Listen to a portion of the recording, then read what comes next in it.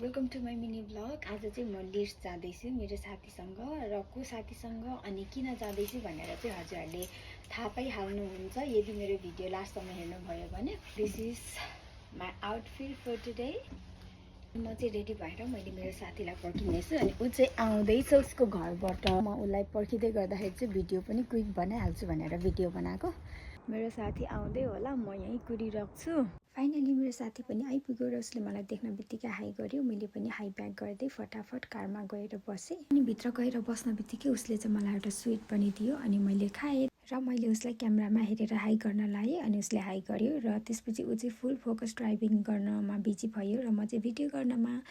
अनि हाम्रो ठाउँबाट लिड्ससम्म पुग्नलाई चाहिँ अलमोस्ट 1 आवर टाइम लाग्ने रहेछ र त्यो टाइमभित्र हामी यति गफ गऱ्यो, यति धेरै गफ गऱ्यो है। गफ गर्दा गर्दा बाटो कटेको थाहै भएन र हामी चाहिँ लिड्स पनि पुग्यो। र फर्स्टमा चाहिँ हामीले हाम्रो गाडी पार्क गर्नुपर्ने थियो, त्यसैले हामी चाहिँ कार पार्कतिर गयौँ र यहाँको कार पार्क चाहिँ एकदमै बिजी थियो। मेबी विकेन्डले होला, आई डोन्ट नो होइन। अब फर्स्ट टाइम गएको त्यही भएर थाहा भएन।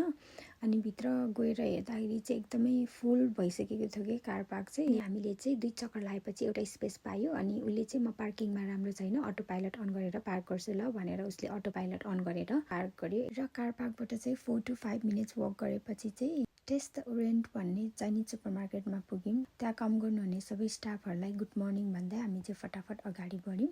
र हजुरहरू देख्न सक्नुहुन्छ यहाँ लेकम की भनेर लेखेको एउटा ब्यानर र हामी चाहिँ त्यही कम्पनीको लागि काम गर्न आएको। र मैले चाहिँ एप्रोन लाएँ, त्यसपछि मास्क लाएँ र ग्लोभ्स लाएँ र आजको कामको लागि म चाहिँ रेडी भएँ। आजको दिन हामीलाई चाहिने सबै सामानहरूलाई चाहिँ हामीले यसरी टेबलमा सेटअप गरेर राखेको छौँ। अब चाहिँ हामीले हाम्रो काम सुरु गऱ्यौँ र फर्स्टमा चाहिँ हामीलाई सस चाहिन्छ। सस चाहिँ 2 खालको, एउटा हङकङ स्टाइल र अर्को कोरियन स्टाइल। अनि मलाई मेरो साथीले एक्सप्लेन गर्दै थियो त्यो सस कसरी बनाउने भनेर, अनि उसले मलाई एक्सप्लेन गरे अनुसार मैले गरेँ। र यो चाहिँ हङकङ स्टाइल अनि यो चाहिँ कोरियन स्टाइल। हामी चाहिँ अब नाइसपट नुडलबाट स्टार्ट गर्ने आजको कुकिङ। यो सबै नुडलहरू हामीले सेलको लागि यहाँ राखेको अनि यो बक्समा मैले चाहिँ अब नुडल बोइल गर्न स्टार्ट गरेँ र 5 मिनटमा नुडल पनि पाकेर रेडी भयो। र त्यो नुडललाई चाहिँ मजाले पानी ड्रेन गर्न छाड्ने एकैछिन, त्यसपछि त्यो अघि बनाएको ससलाई मजाले मिक्स गर्ने र त्यो सानो सानो पटमा थोरै थोरै गरेर सेपरेट गरेर राख्ने। अनि जति पनि कस्टमरहरू यो सुपर मार्केटमा सपिङ गर्न आउनुहुन्छ उहाँहरूलाई चाहिँ एउटा एउटा पट टिपेर ट्राई गर्न दिने। जस्तै यहाँ एकजना कस्टमर आएर ट्राई गर्दै हुनुहुन्छ र मेरो साथीले चाहिँ एक्सप्लेन गर्दैछ, मलाई चाहिँ तिर्खा लागेर कुनातिर बसेर ड्रिङ्क पिउँदैछु र एकैछिनमा हाम्रो नुडल सकिएको कि। अनि मैले फेरि अर्को लट नुडल बोइल गरेर अनि फेरि पनि मैले ट्रेमा सर्भ गर्दैछु। त्यही बेला एकजना कस्टमर आउनुभयो र अब चाहिँ मेरो पाली हो।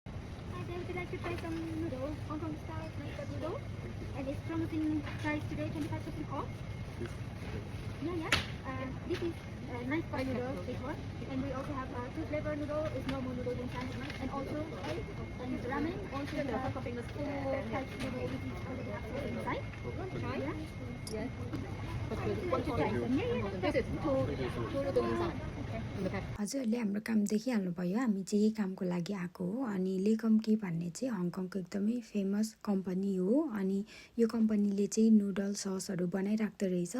र योचोटि चाहिँ उनीहरूले ह्यान्डमेड नुडल बनाएको थियो र हामी चाहिँ त्यही नुडलको लागि कुकिङ डेमो गर्न आएको। र प्लस आज चाहिँ प्राइसमा पनि 25% अफ थियो र हामीले चाहिँ त्यहाँ जति पनि कस्टमर आउनुभएको थियो उहाँहरूलाई चाहिँ हामीले कुकिङ डेमो गर्दै अनि ट्राई गर्न दिएको। धेरै कस्टमरहरूले मन पराउनु भयो र मैले पनि ट्राई गरेँ, एकदमै मिठो लाग्यो मलाई पनि।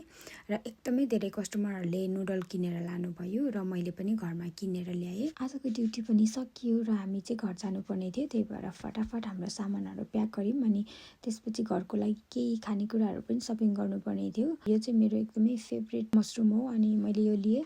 त्यसपछि मैले बुलडकको डम्पलिङ देखेँ क्या, अनि मैले ट्राई गर्नलाई ल्याएँ र हामी चाहिँ डिनरको लागि भनेर थाई रेस्टुरेन्ट गयौँ। र यो चाहिँ आजको हाम्रो डिनर हो, एकदमै मिठो लाग्यो त्यहाँको खाना। र डिनर सकेपछि कार पार्कतिर जाँदै थियौँ अनि क्रिसमस न्यू इयर नजिक आउँदै गरेको भएर एकदमै झिलिमिली थियो कि बाहिर चाहिँ। अनि मलाई एकदम राम्रो लाग्यो अनि मैले साथीलाई एकैछिन भिडियो गरौँ न भनेर बोलाएँ, तर साथी त भिडियो गर्न मानेन। त्यसो भए मेरो बनाइदेऊ भनेर म चाहिँ अगाडि गएर हल्का नकल त पार्नै पर्यो। त्यसपछि चाहिँ फुल म्युजिक सुन्दै हामी घर फर्क्यौँ।